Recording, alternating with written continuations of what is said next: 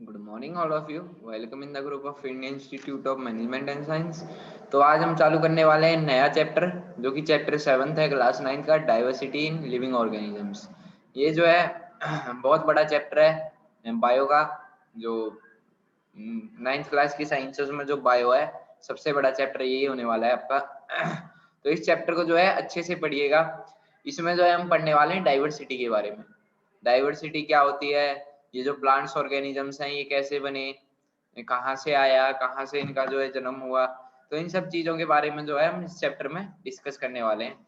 तो चलो स्टार्ट करते हैं पहली स्लाइड से। तो मैं थोड़ा पहले ब्रीफली बताऊंगा अपनी तरफ से, ये समझाने के लिए कि इस चैप्टर में है क्या। सबसे पहले डिस्कशन करते हैं डाइवर्सिटी का। Diversity is the presence of different organism in the same ecosystem of geographical location. ये मतलब ये कहना चाह रहा है डाइवर्सिटी वो चीज होती है, जैसे कि अब आदमी प्रेजेंस है, ठीक है। आदमी से पहले क्या था, पहले गोरिल्ला टाइप स्ट्रक्चर था हमारा, ठीक है। जैसे हम देखते हैं ना, पहले हम बंदर बने, बंदर से फिर जो है आदमी बना। तो ऐसे ही जो ये डिफरेंट ऑर्गेनिजम्स हैं, डिफरेंट जो आपको प्लांट्स दिखाई दे रहे हैं, डिफरेंट डिफरेंट ऑर्गेनिजम्स दिखाई दे रहे हैं, एक ही इकोसिस्टम के अंदर, एक ही अर्थ के अंदर अलग अलग प्लांट्स दिखाई दे रहे हैं, जियोग्राफिकल लोकेशंस दिखाई दे रही है। ये सब चीज क्या है, डाइवर्सिटी है, ठीक है। डाइवर्सिटी की बात chance for more balance ecosystem, ये एक चांस देती है ताकि बैलेंस रहे इकोसिस्टम। जैसे कि अब शेर है, शेर किसको खाता है, हिरन को। हिरन क्या खाता है, घास खाता है, ठीक है। घास को कौन खाता है। ऐसे ही ये जो साइकिल है ये मेंटेन रहे, बैलेंस रहे, इसको बैलेंस करने के लिए एक चांस देती है क्या, डाइवर्सिटी। अब मैं बात करूं इवोल्यूशन के बारे में। इवोल्यूशन का यहाँ पर मतलब है, जैसे कि हम जो है पहले क्या थे, एक चिंपैंजीज थे। चिंपैंजीज से जो है ह्यूमन बने। क्या थे हम पहले, चिंपैंजीज थे।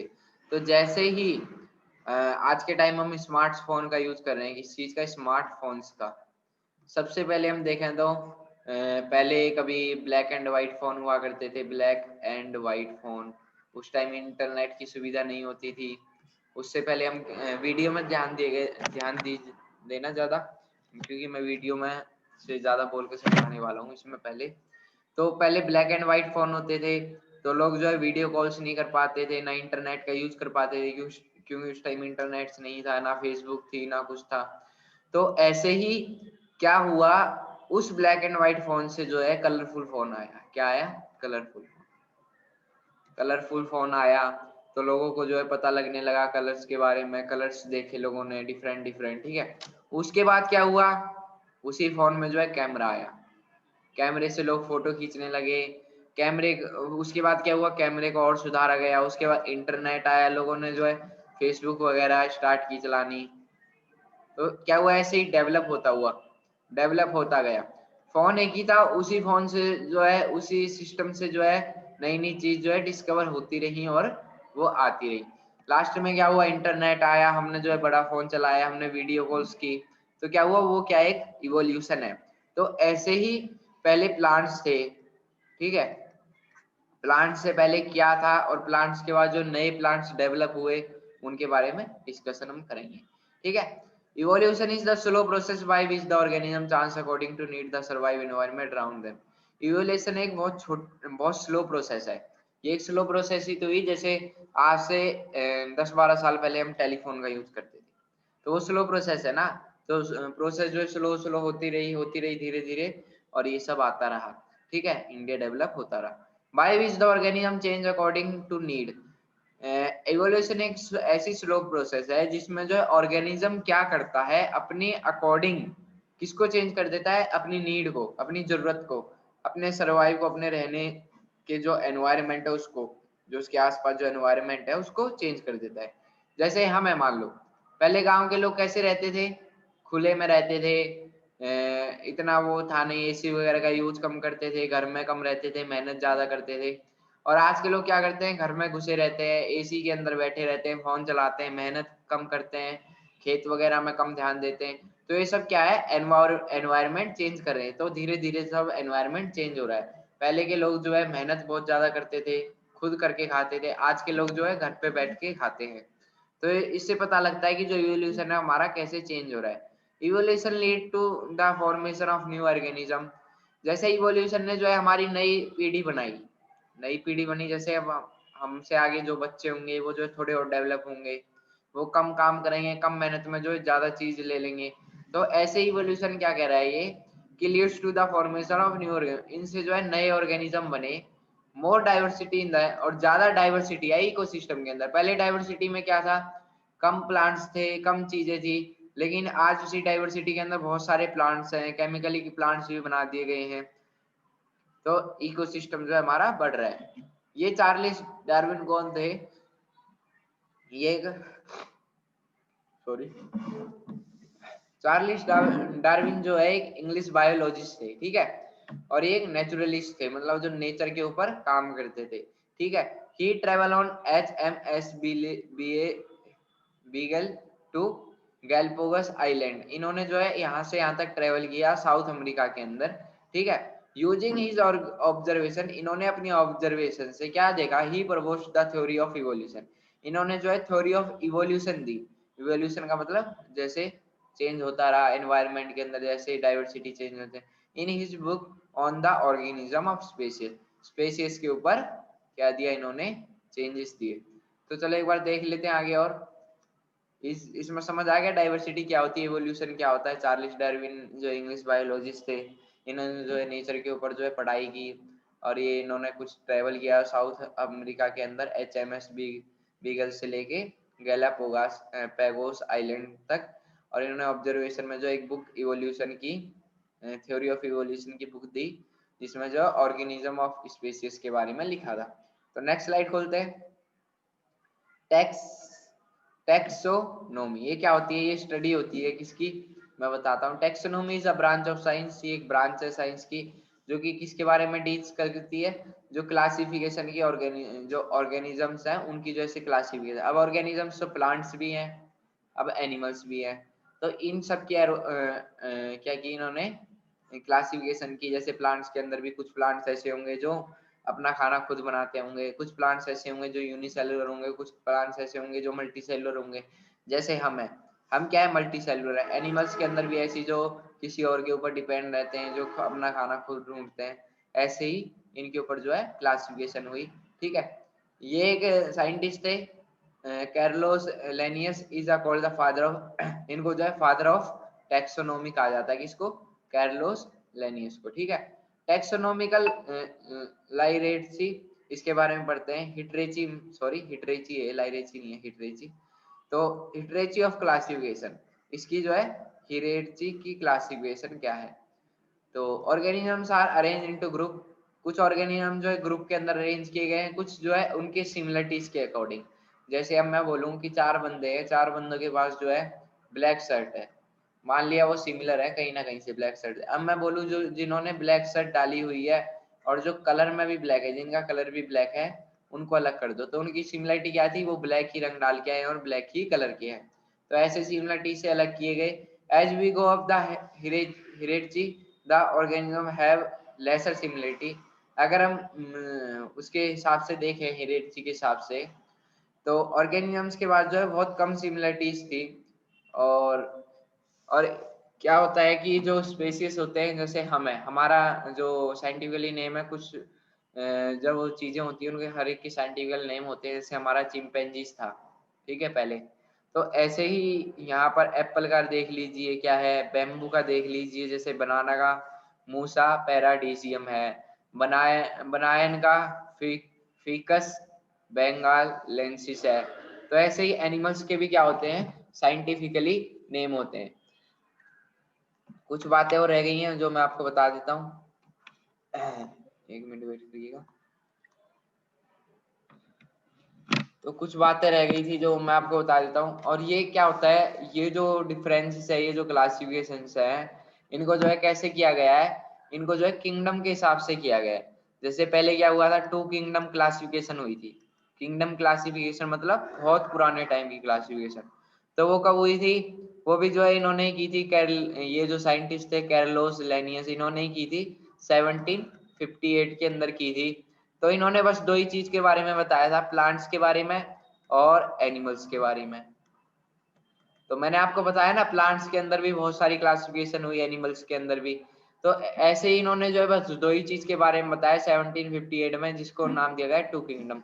उसके बाद हुई five kingdom classification. Five kingdom classification हुई, ध्यान से सुनिएगा। फाइव किंगडम क्लासिफिकेशन हुई, ये कब हुई?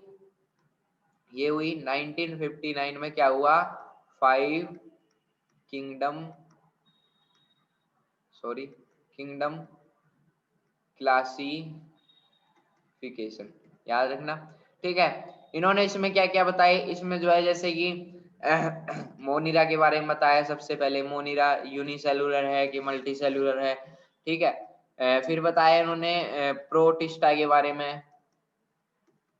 फिर इन्होंने बताया प्लांटाई के बारे में, प्लांट्स से रिलेटेड थोड़ा। फिर इन्होंने बताया एनिमेलिया के बारे में। इन्होंने बताया फंगी के बारे में, ठीक है। तो ये 5 जो है किंगडम वाली क्लासिफिकेशन हुई जिनके बारे में इन्होंने बताया, ठीक है। हमने पहले भी पढ़ा था पिछले चैप्टर्स में प्रोकार्योटिक्स के बारे में। प्रोकार्योटिक सेल्स क्या होते हैं, यूकार्योटिक सेल्स क्या होते हैं। प्रोकार्योटिक सेल्स वो सेल्स होते हैं जिनको जो है वेल डिफाइन नहीं किया गया। They are not well defined. कौन से? प्रोकार्योटिक। और यूकार्योटिक वो होते हैं जिनको वेल डिफाइंड किया। ये सब मैं बहुत पहले पढ़ा चुका हूँ, पहले वाले चैप्टर्स में पढ़ा चुका हूँ मैं प्रोकार्योटिक्स के बारे में, यूट्स के बारे में और यूकार्योट्स के बारे में। ये क्या होते हैं? ये वेल डिफाइंड होते हैं यूकार्योट्स। इनके पास न्यूक्लियर होता है, न्यूक्लियर भी जो है बहुत वेल डिफाइंड होता है, न्यूक्लियस। लेकिन प्रोकार्योट के बाद ना तो ये वेल डिफाइंड होते हैं और ना इनके पास न्यूक्लियस होता है, याद रहेंगे ये बात। तो ये भी बताया था मैंने। यूनिसेलुलर के बारे में बताया था। ये ऐसे यूनिसेलुलर के बारे में भी मैं डिस्कशन कर चुका हूँ। यूनिसेलुलर ऑर्गेनिजम्स कौन से होते हैं? ऑर्गेनिजम्स जो है सिंगल सेल से बने होते हैं, सिंगल सेल से मेड होते हैं ये, ठीक है। और ये एक्टिव्स करते हैं परफॉर्म्ड बाय, और ये जितनी भी एक्टिविटीज होती है, एक बार अच्छे से बता देता हूँ। यूनिसेलुलर, ध्यान से सुनिएगा। यूनिसेलुलर ये जो है सिंगल सेल से बने होते हैं, सिंगल सेल से, ठीक है। और ये क्या होता है? ये जो एक्टिविटीज, जितनी भी एक्टिविटीज करते हैं, all activities are performed by single cell. ये सिर्फ जितनी भी एक्टिविटीज करते हैं वो सिर्फ एक ही टाइप के सेल से जो है परफॉर्म की जाती है। मल्टी सेलुलर क्या होते हैं? जैसे हम है मल्टी सेलुलर, ये जो है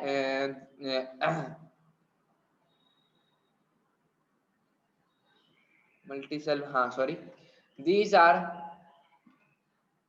are made up of large cell, या फिर ये कह सकते हो टू और मोर सेल्स, 2 या 2 से ज्यादा सेल से बने होते हैं ये, ठीक है। जैसे हमारी ह्यूमन बॉडी बहुत सारी सेल्सों से बनी होती है। और ये हर एक सेल्स का काम जो है, हर एक सेल्स का काम, जैसे अगर मान लो हमारी बॉडी के अंदर 10 सेल्स है अलग अलग, तो हर एक सेल्स का काम जो है अलग अलग होगा। क्या पता एक सेल्स का काम हो बोन की मूवमेंट कराना, एक का काम हो मसल्स की कराना। तो ऐसे जो है अलग अलग सेल्स की जो है अलग अलग एक्टिविटीज होती है मल्टी सेलुलर के अंदर। ये भी हमने पढ़ा था। फिर हमने पढ़ा था ऑटोट्रॉप के बारे में। ऑटोट्रॉप क्या होते हैं और हेटेरोट्रॉप क्या होते हैं, ये भी मैं पहले बता चुका हूँ आपको। ऑटोट्रॉप जो अपना खाना खुद बनाते हैं, ठीक है। हेटेरोट्रॉप जो किसी के ऊपर डिपेंड होते हैं, हेटेरोट्रॉप। ये सब पहले हम पढ़ चुके हैं। इससे ही क्या हुआ है, ये जो चीजें हम पढ़ रहे हैं, जो चीजें हम समझ रहे हैं, इनके हिसाब से जो है आगे क्लासिफिकेशन हुई है प्लांट्स की, एनिमल्स की, ठीक है। ऑटोट्रॉप में जो फोटोसिंथेसिस करते हैं प्लांट्स, खुद खाना बनाते हैं, सिंथेसिस। हेटेरोट्रॉप के अंदर जो खाना जो है किसी और के ऊपर डिपेंड होके खाते हैं, किसी और के ऊपर डिपेंड होते हैं, ठीक है। ये सब क्लासिफिकेशंस हुई हैं इस बेस पर, ठीक है। इन चीजों के बेस पर, किसके बेस पर? यूकार्योटिक, प्रोकार्योटिक, यूनिसेलुलर, मल्टीसेलुलर, और किसके ऊपर? ऑटोट्रॉप और हेटेरोट्रॉप के ऊपर। तो ये हम पढ़ चुके हैं। कुछ साइंटिफिकली नेम होते हैं, मैं आपको बता चुका हूँ, और जो किताब में लिखे हुए हैं, जो नहीं भी लिखे हुए हैं तो आप थोड़े बहुत पढ़ लेना अपनी तरफ से, जो टीचर करवाए। तो सबसे पहले हम पढ़ने वाले हैं किंगडम में जो सबसे पहले आता है मोनिरा। मोनिरा क्या होता है, ये आपको स्ट्रक्चर दिखाई दे रहा है, ठीक है। Do not have well defined nucleus, हमें पता है कि हाँ मोनिरा किसके अंदर आता है, प्रोकार्योटिक के अंदर आता है। प्रोकार्योटिक के अंदर वेल डिफाइंड न्यूक्लियस नहीं था, और ना ही वो जो है वेल डिफाइंड थे अच्छी तरीके से, और ना ही उनके अंदर न्यूक्लियस डिफाइंड था। प्रोकार्योटिक है, यूनिसेलुलर है, पता लग गया। यूनिसेलुलर मतलब सिंगल टाइप का सेल ही होगा इसके अंदर। सेल वॉल हो भी सकती है और नहीं भी, कुछ में होती भी है और कुछ में नहीं होती। और इनका मोड ऑफ न्यूट्रिशन कैसा है, ऑटोट्रोपिक भी होता है, हेटरोट्रोपिक। ये किसी के ऊपर डिपेंड भी होते हैं और कई जो है किसी के ऊपर डिपेंड नहीं होते। ये जो पहला स्ट्रक्चर है इसका नाम है माइकोप्लाज्म, ये एग्जांपल है किसका, मोनिरा का। सेकंड है साइनोप्लाज्म, ये किसका एग्जांपल है, मोनिरा का। याद रहेगी बात। नेक्स्ट में पढ़ते हैं प्रोटिस्टा। प्रोटिस्टा जो है ये भी किंगडम का एक पार्ट है, सॉरी, ये भी किंगडम का एक पार्ट है। जो 5 किंगडम हुए थे ना, पहले वाले 2 किंगडम में प्लांट्स और एनिमल्स थे, 5 वाले में क्या था, प्रोटिस्टा था। और ये जो हमने पढ़ा उसके बाद था फंगी था, एनिमिलिया था, प्लास्टिडिया था, तो सॉरी प्लांटिजिया था। तो ये सब प्रोटिस्टा में देखिए, ये क्या है, यूकारियोटिक। यूकारियोटिक है तो मतलब क्या है, ये वेल डिफाइंड है, वेल डिफाइंड, वेल डिफाइंड है, और इसके बाद न्यूक्लियस भी वेल डिफाइंड होगा, ठीक है। और ये यूनिसेलुलर है, मल्टी सेलुलर नहीं है, इसके बाद भी सिंगल टाइप का ही सेल होगा, सिंगल सेल से ही बना होगा ये, ठीक है। लोकोमोशन क्या होता है, लोकोमोशन से याद रखना, कोई चीज जो लोकोमोशन मतलब मूवमेंट कराना, किसी चीज की मूवमेंट कराना इधर से उधर, ठीक है। तो ये क्या करता है, जो एमीबा है वो कैसे किस चीज से मूवमेंट कराता है, स्यूडो स्यूडोपेडिया से, स्यूडोपेडिया से मूवमेंट कराता है, याद रखना, स्यूडोपोडिया से मूवमेंट कराता है। स्यू का मतलब पोडिया का, पेडिया का मतलब होता है, स्यूडो का मतलब तो होता है फॉल्स, फॉल्स मतलब नकली, और पोडिया का मतलब होता है फिट। ये जो है नकली पैरों से मूवमेंट कराता है। मतलब यहाँ पर कहने का मतलब क्या है, लोकोमोशन में, लोकोमोशन क्या होता है, मूवमेंट कराता है। एमीबा के अंदर मूवमेंट कौन कराता है, स्यूडोपोडिया कराता है। ये एमीबा का स्ट्रक्चर है। ये जो आपको ये दिखाई दे रहा है, ये क्या है, इसके फिट है। ये क्या करता है, कभी ऐसे कर लेता है अपने फिट को, कभी ऐसे कर लेता है। मतलब ये जो है अपने फिट की जो है कभी कैसे ही मूवमेंट करा लेता है, कभी कैसे ही करा लेता है, अलग अलग मूवमेंट कराता रहता है। ये कभी क्या होता है, इस फिट को जो है यहाँ पर ले आए, और इस फिट को जो है यहाँ पर ले आए। तो ये क्या है, स्यूडोपोडिया करा रहा है, मूवमेंट करा रहा है। यहाँ से किस चीज की मूवमेंट होती है, फूड वगैरह की। याद आएगी बात। पैरामीशियम में क्या होता है, सीलिया। ये पैरामीशियम का स्ट्रक्चर है। ये जो सीलिया होता है, हेयर टाइप स्ट्रक्चर होता है, जैसे हमारे बाल होते हैं, ऐसा एक स्ट्रक्चर होता है। ये इसकी हेल्प से कराता है। यूगलिना, यूगलिना का स्ट्रक्चर देखिए, ये रहा। इसमें क्या होता है, ये कैसे मूवमेंट करता है, मूवमेंट का मतलब है ये कैसे चलता है। ये एमीबा कैसे चलता है, स्यूडोपोडिया की हेल्प से, स्यूडोपेडिया की हेल्प से चलता है, मैंने आपको बता दिया।